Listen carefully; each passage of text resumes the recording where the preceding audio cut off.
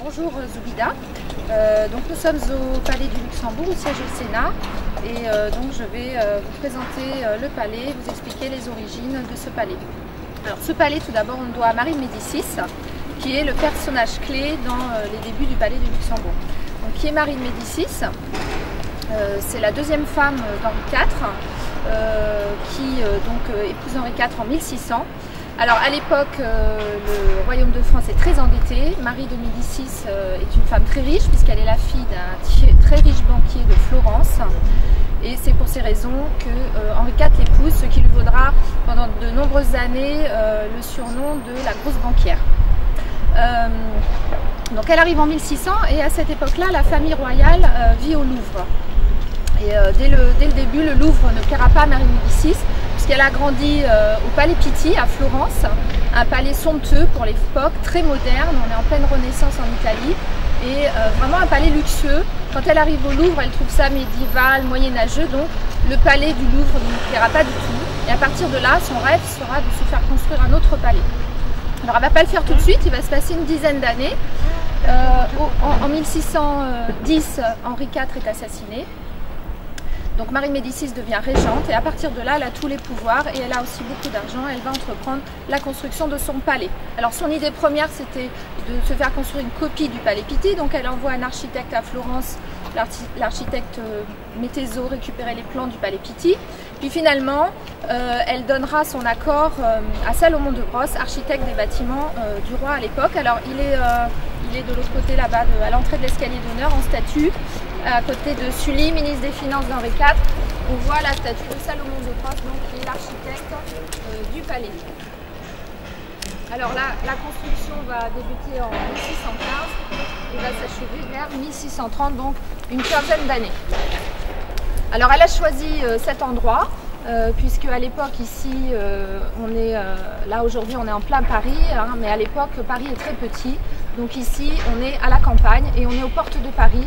Et là, elle sait qu'elle aura toute la place pour construire le palais qu'elle souhaite obtenir. Donc elle a aussi des amis qui habitent ici, hein, quelques nobles italiens qui ont des villas, des hôtels particuliers. Et elle a également un ami qui s'appelle le duc de Pinet, François de Luxembourg. Et ce duc, il a un hôtel particulier de l'autre côté du palais principal, qui est actuellement le Petit Luxembourg, c'est-à-dire la présidence du Sénat. Donc elle va acquérir en 1612 cet hôtel particulier et le nom de Luxembourg restera toujours attaché au palais. Alors jusqu'en 1630, donc à partir de 1630 jusqu'en 1800, le palais va être uniquement un palais résidentiel qui va accueillir des membres de la famille royale, ducs, princesses, etc. À partir de 1800, on a un changement puisque Napoléon Ier décide de créer le Sénat conservateur. Donc on a le premier Sénat avec à peu près 80 sénateurs. Donc à la demande de Napoléon Ier, l'escalier central qui existait du temps de Marie de Médicis sera détruit et au premier étage, on construira le premier hémicycle. Alors là, on est donc à la période de l'Empire. Après la période de l'Empire, on passe à la période de la Chambre des Pairs. Donc on est dans la période de la Restauration, avec le retour de la monarchie. À cette époque, Louis XVIII va s'inspirer du bicamérisme anglais, pour créer la Chambre des députés et la Chambre des Pairs. Donc elle est créée sur le modèle un peu de la Chambre des Lords anglaise. Donc là, à cette époque, on a beaucoup de changements, puisque le roi de France va nommer des pairs de France, ils sont nommés en nombre illimité, on en nommait beaucoup. Et en 1827, on va avoir à peu près 380 pairs. Alors évidemment, le premier hémicycle qui avait été construit à la demande de Napoléon Ier et qui accueillait 80 sénateurs est beaucoup trop petit. Et on va avoir une deuxième période de transformation à cette époque au Palais du Luxembourg, puisqu'on va avoir besoin d'un hémicycle beaucoup plus grand. Hein, puisque au nombre de pairs s'ajoute également la charte de 1830 qui instaure la publicité des débats. Donc les débats deviennent en public, il faut aussi de la place pour accueillir un public qui va venir assister aux séances. Et il faut également, le Sénat se constituant également haute cour de justice pour certains procès politiques, l'hémicycle actuel, l'hémicycle de départ était vraiment trop petit. Donc à partir de 1830, on construit le grand hémicycle actuel. Les travaux vont s'achever vers 1830 et dans le même temps, on construira la bibliothèque du Sénat. Nous sommes ici donc dans la salle des conférences qui au départ était appelée Galerie du Trône en raison du trône de Napoléon Ier. Donc cette grande salle, elle a été créée à la demande de Napoléon III. Quand il est arrivé au Sénat, en fait, donc il y avait l'ancienne salle des séances, donc la première salle des séances qui était ici. De chaque côté, on avait 2 salles de réunion, donc on va en ensemble en 3 parties. Napoléon III souhaitait, lui, un grand espace pour les cérémonies, les bals, les événements. Donc il a demandé que tout cet ensemble soit détruit pour obtenir cette grande salle. Alors comme ça a été demandé à la demande de Napoléon III, les décors notamment sont à la gloire des empereurs. Alors on peut commencer par la coupole qui se situe au plafond. Alors nous avons Napoléon Ier avec la mienne à ses pieds. En face de Napoléon Ier, nous avons Napoléon III dans le bras, dans un drapeau rouge.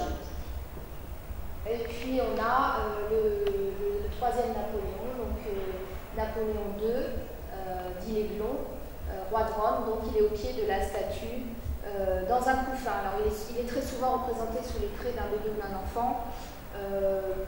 Il a quitté la France à l'âge de 3 ans, donc je suppose que c'est pour cette raison, hein, puisque quand son père est parti en exil, il a rejoint sa mère en Autriche. Donc là, on a dans cette coupole la réunion des 3 Napoléons. Alors à chaque extrémité de la pièce, on a aussi 2 fresques intéressantes. Donc dans cette fresque, on a toutes les grandes dynasties royales françaises et on a la suite de l'autre côté de la pièce. Donc on a les noms des personnages dans le bandeau doré. Donc on a Attila, Mérové, Sainte-Clotilde, Clovis, Witiking, Charlemagne. Donc là on a la dynastie des Mérovingiens et des Carolingiens. Alors on a la suite de l'histoire des rois de France complètement à l'opposé, si vous voulez bien vous... Voilà, donc de l'autre côté, on a les Capétiens, les Valois, les Bourbons. Donc on a un roi qui brandit une épée, donc c'est Philippe Auguste, donc un Capétien. On a Saint-Louis assis à côté de son scribe. On a en plein milieu de la fresque, on a Jeanne d'Arc. À côté de Jeanne d'Arc, François Ier. Sur le cheval, on a Henri IV. Et complètement à droite, on a Louis XIV. Donc là, on a la réunion des Capétiens, des Valois et des Bourbons. Alors tout ça n'a pas été peint par hasard, puisqu'on a la réunion des 3 Napoléons en plein centre de la pièce. Et puis de chaque côté, on a les grands rois de France. Donc en fait, cette coupole avait été demandée, en fait, c'était une façon d'inscrire les empires dans l'histoire de France. En fait, à l'époque, c'était clairement de la propagande.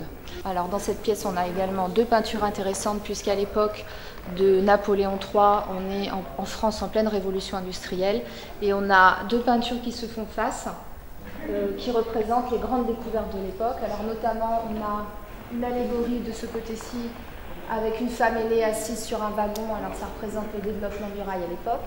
À côté, on a l'électricité, hein, donc ça représente le progrès électrique. On a également une femme à côté qui tient un ancien objet mécanique, un vilebrequin. Ça représente les progrès mécaniques de l'époque. Et puis de l'autre côté, nous avons une femme accoudée sur l'ancêtre de l'appareil photo, le daguerréotype. On a une femme qui tient une navette, donc ça représente l'industrie textile. On a également en haut de la peinture une dame qui tient un légume dans sa main, donc elle tient une betterave et cela représente donc la betterave sucrière qui est introduite à l'époque pour remplacer les importations des Antilles, donc le sucre de canne des Antilles. À l'époque ça coûte très cher, donc on introduit la betterave sucrière pour que la France soit indépendante dans sa production de sucre. Alors cette grande salle, elle sert notamment aux sénateurs. Alors c'est un lieu de rencontre, un lieu de passage. Les sénateurs se retrouvent, discutent après les séances. On a également des interviews quand on a question d'actualité au gouvernement. France 2 installe son plateau ici, donc les sénateurs sont interviewés ensuite. Elle sert également de salle de presse aux sénateurs. Vous avez une grande table au fond de la salle où on a tous les grands quotidiens nationaux. Vous avez également des portants en bois avec les grands quotidiens régionaux. Donc voilà, ça sert également de salle de presse. Et puis on a dans cette salle, tous les ans, quelques petites cérémonies du style remise de prix pour le meilleur apprenti de France, meilleur ouvrier de France. Voilà, des petits événements de ce style-là.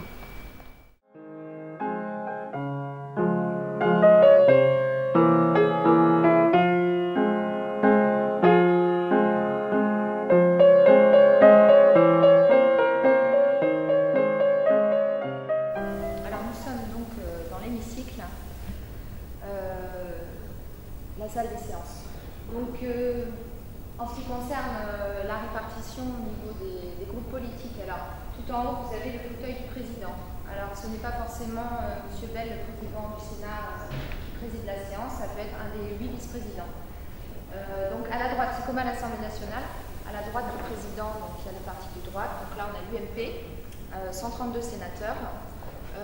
Il y a aussi 7 sénateurs qui ne sont pas inscrits dans un groupe politique, donc on les appelle les non-inscrits. Ici, on a le groupe des centristes, donc ils sont 31 sénateurs. On a aussi le groupe des radicaux, le Rassemblement démocratique social européen, qui représente 17 sénateurs. On a également le groupe des Verts, 12 sénateurs, qui s'associent généralement au groupe des socialistes, qui sont 128 sénateurs. Et complètement à gauche, on a le groupe CRC, le groupe communiste, 20 sénateurs. Alors donc, le président siège en haut. De chaque côté du président, vous avez le secrétaire du Sénat. Donc ce sont des sénateurs qui sont chargés de veiller au bon déroulement des votes. Alors là, vous avez la tribune de l'orateur. Donc, quand un texte de loi est discuté et voté dans l'hémicycle, il y a une première partie qui s'appelle la discussion générale, il y a une deuxième partie qui s'appelle la discussion des articles. Lors de la discussion générale, les orateurs montent à la tribune exprimer leur opinion sur le texte de loi en discussion. Et chaque groupe va venir, va donner son opinion. Alors si c'est un texte du gouvernement, un projet de loi par exemple, le ministre va monter en premier, expliquer la teneur du texte, expliquer pourquoi ce texte, etc. Si c'est une proposition de loi, le sénateur, auteur de la proposition de loi, ou le groupe de sénateurs viennent, s'expriment à la tribune de l'orateur, et après tous les groupes passent et donnent leur opinion, disent qu'ils vont voter, etc. Vous avez là le banc de la commission, et là c'est le banc des ministres, hein, donc il y a toujours un ministre présent lors des séances. Et là le banc de la commission, puisque lorsqu'un texte est en discussion, ce texte auparavant a été travaillé en commission. Alors si c'est un texte qui dépend d'un problème de santé, ça va être la commission des affaires sociales. Le mariage pour tous par exemple a été travaillé d'abord par la commission des lois. Donc il y a toujours une commission qui s'occupe du texte. Donc il y a 6 commissions permanentes. Commission des lois, commission des finances, commission des affaires culturelles, commission des affaires économiques, commission de la défense. J'en oublie une. Commission du développement durable, et il y a une commission non permanente, la commission des affaires européennes. Donc là, on a généralement le président de la commission et surtout le rapporteur. Hein. Le rapporteur a un rôle très important. Donc c'est un sénateur qui est désigné par les autres sénateurs de la commission. Et c'est lui qui prend en charge le texte de loi. Donc il va étudier ce texte, il va rédiger un rapport, il va présenter ce texte aux autres sénateurs. Donc il a vraiment un rôle essentiel pendant le travail en commission. En commission, tout le texte va être amendé par les sénateurs. Alors la plupart du temps, ce sont des projets de loi. La répartition, c'est à peu près 90% de projets de loi, donc des textes qui viennent du gouvernement, et il y a à peu près 10% de propositions de loi. Donc là, ce sont des textes dont les parlementaires sont à l'initiative. Alors les textes, alors que ce soit une proposition de loi ou un projet de loi, les deux vont être travaillés en commission, et en fait les sénateurs vont amender le texte, c'est-à-dire qu'ils vont le modifier. Donc ils déposent un certain nombre d'amendements. Alors évidemment, le nombre d'amendements varie selon la taille du projet de loi. Si c'est un projet de loi important, notamment comme on l'a vu pour le mariage pour tous ou réforme des retraites, etc. Donc là, il y a un nombre extrêmement important d'amendements, ça peut être 1000 amendements. Donc tout ça est déposé en commission, tout est décidé en commission. Et puis après, en fait, le texte est discuté et voté dans l'hémicycle. Mais quand le texte arrive dans l'hémicycle, tout a déjà été fait en commission. Donc la commission a un rôle très important. Donc là, le banc des ministres. Là, on a aussi les commissaires du gouvernement qui s'assient ici. Donc qui sont des personnes qui sont les collaborateurs des ministres. Sur ces tables-là, on a les rédacteurs des débats. Alors il y a le compte-rendu intégral et le compte-rendu analytique. Donc les rédacteurs, tout ce qui est rédigé pour le compte-rendu intégral, ça apparaît au journal officiel. Voilà, tout est, évidemment les séances sont enregistrées, mais l'enregistrement n'a pas une valeur juridique réelle, donc en fait tout est noté en sténo par les rédacteurs qui se relaient tous les quarts d'heure, et donc ça apparaît au journal officiel. Et puis on a aussi le compte-rendu analytique qui publie un résumé des débats. Je vous ai expliqué la discussion générale, donc où tous les groupes politiques, les ministres, le rapporteur du texte viennent s'exprimer sur le texte. Ensuite, on a la discussion des articles. Donc chaque article est voté, dans chaque article il y a des amendements, des sous-amendements, chaque sous-amendement, chaque amendement est voté, chaque article est voté, et ensuite c'est l'ensemble du texte qui est voté. Il y a 3 types de votes. Donc il y a les votes à main levée, donc le président demande amendement numéro 320, qui est pour, qui est contre, donc les sénateurs lèvent la main. Quand il y a un peu trop de monde, on va demander un vote assis debout, pour y voir un petit peu plus clair. Et puis il y a un 3e type de vote, c'est le scrutin public. Alors le scrutin public, il est nominatif, c'est tout ce qui fait sa particularité, c'est-à-dire qu'on a un code barre et on a le nom du sénateur. Donc généralement, les sénateurs demandent un scrutin public quand ils veulent que leur vote soit connu. Parce que sinon, quand on a le vote assis debout ou main levée, les rédacteurs de débat vont noter pour 30 personnes, 12 contre, mais on ne va pas savoir qui a voté quoi. Voilà, donc on a 3 cartes. Alors habituellement, lors d'un scrutin public, on a des urnes et les sénateurs viennent déposer les bulletins contre, abstention ou pour dans les urnes qu'ils ont choisies.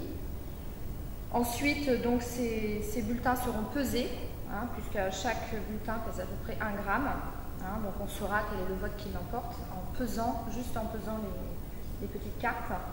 Et puis ensuite, donc apparaîtra au compte-rendu officiel le nom des sénateurs et leur vote, bien sûr. Voilà. Alors nous avons de ce côté, nous avons donc des tribunes et des galeries pour accueillir le public.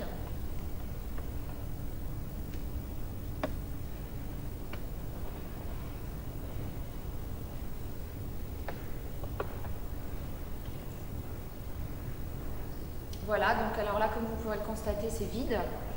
Mais quand nous avons certains textes de loi, tels que le mariage pour tous, ou également les questions d'actualité au gouvernement, il y a énormément de monde. Alors les questions d'actualité au gouvernement, c'est 2 jeudis par mois.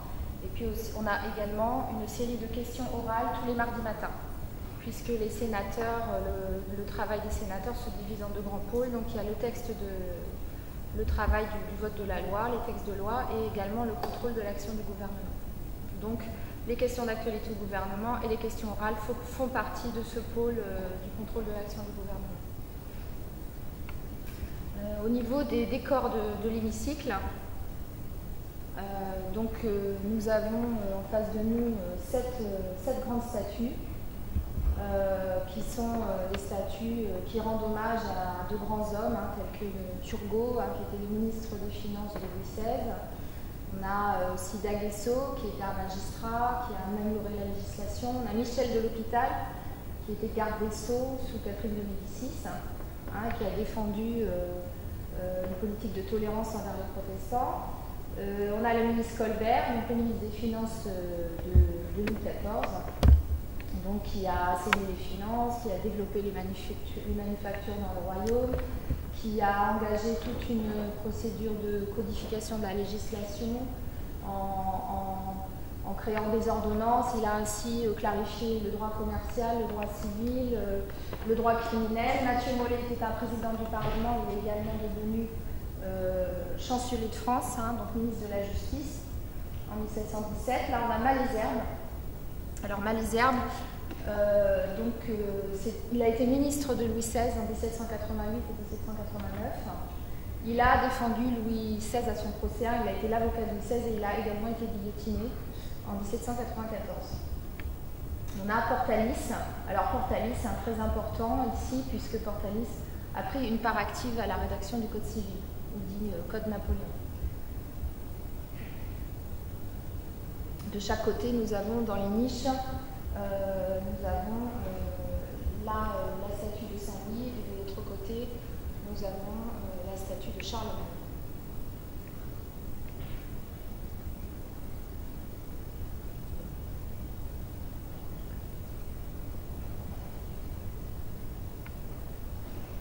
Alors, vous pourrez peut-être remarquer que sur certains pupitres, nous avons des médailles dorées. Alors, en l'hommage à certains sénateurs qui sont devenus célèbres. Alors là, on a le médaillon de Victor Schœlcher qui était sénateur et qui est à l'origine des lois sur l'abolition de l'esclavage. Alors, on a également un petit médaillon en hommage à Victor Hugo, qui a été député, sénateur, pair de France. Là, on a Raymond Poincaré. On a aussi une médaille en hommage à François Mitterrand. Clémenceau, voilà, il y en a évidemment aux endroits où ils étaient assis lorsqu'ils siégeaient dans cet hémicycle.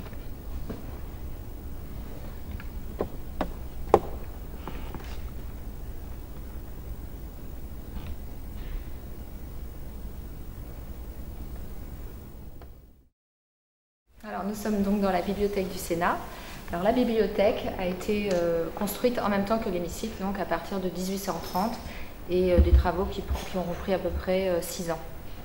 Alors, donc, cette bibliothèque est célèbre notamment grâce aux peintures de Delacroix, qui a peint la coupole au-dessus de vous, et puis la peinture dans le coup de four en face.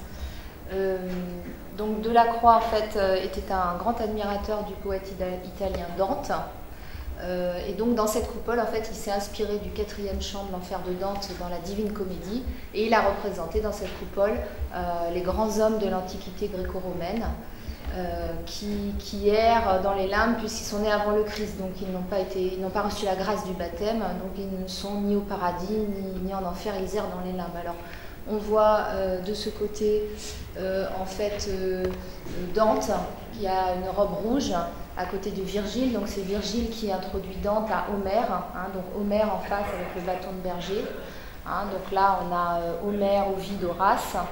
De l'autre côté en fait, donc on a un axe des poètes puisque de l'autre côté on a Orphée avec la lyre à la main à côté de Sappho.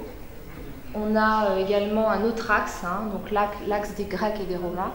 Donc ici, en fait, on a des personnages de l'Antiquité grecque. On a Achille, Alexandre, on a Apelle le peintre, on a Aspasie, qui était la femme de Périclès, on a Socrate et Platon. Et puis en face, de l'autre côté, on a le groupe.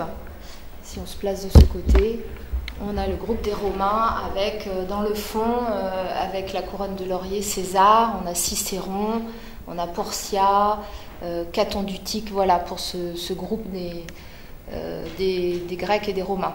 Alors, petite anecdote, Delacroix était un grand ami de George Sand et de Chopin.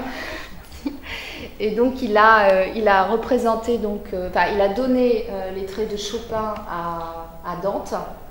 Il s'est donné lui-même, il a donné ses propres traits à Virgile, qui est le guide...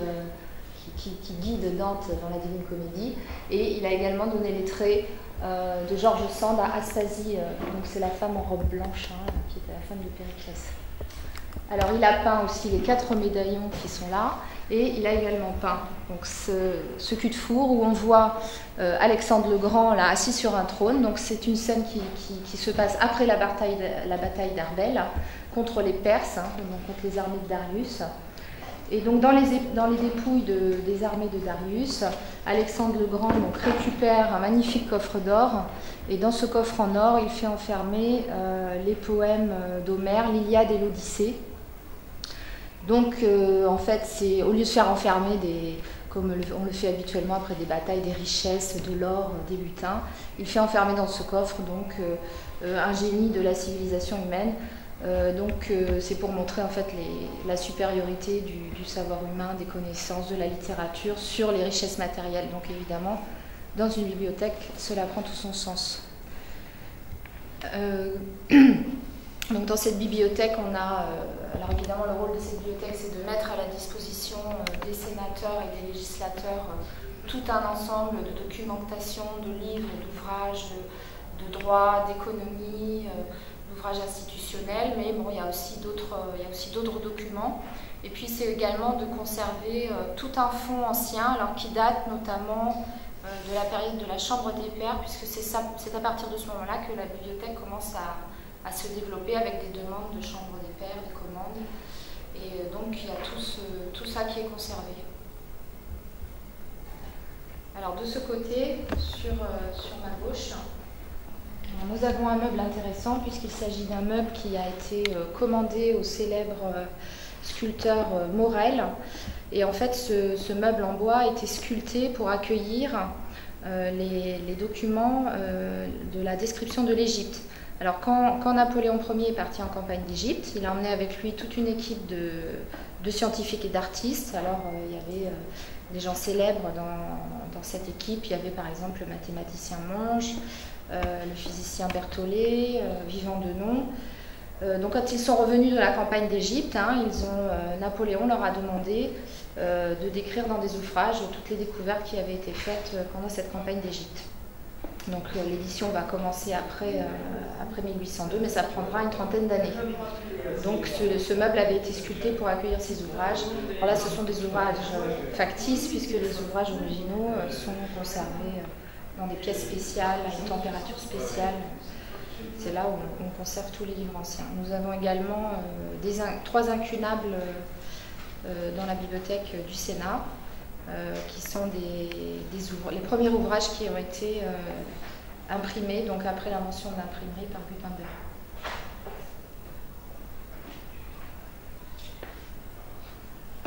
Alors, de ce côté, nous avons un buste d'Anatole France. Alors Anatole France, en fait, a travaillé dans cette bibliothèque où il était commis de salle. Alors évidemment, à côté, il écrivait beaucoup et il avait notamment des rapports très médiocres avec sa hiérarchie. Donc on a des lettres ici qui attestent de ses retards, de son travail un petit peu médiocre dans la bibliothèque. Voilà, et puis il a fini par démissionner pour se consacrer entièrement à l'écriture. Dans la bibliothèque, on a à peu près 18 000 ouvrages. Il y a également une annexe. Donc c'est dans l'annexe qu'est tournée l'émission Bibliothèque Médicis. Dans cette annexe, il y a à peu près 56 000 ouvrages. Et puis on a à peu près 260 000 ouvrages dans les sous-sols. Donc tous les fonds qui sont conservés dans les sous-sols. Donc en tout, ça représente à peu près 400 000 ouvrages. Donc ça va des manuscrits, des documents, des livres anciens, jusqu'aux magazines. Voilà, là on comprend tout ce qui est conservé par la bibliothèque.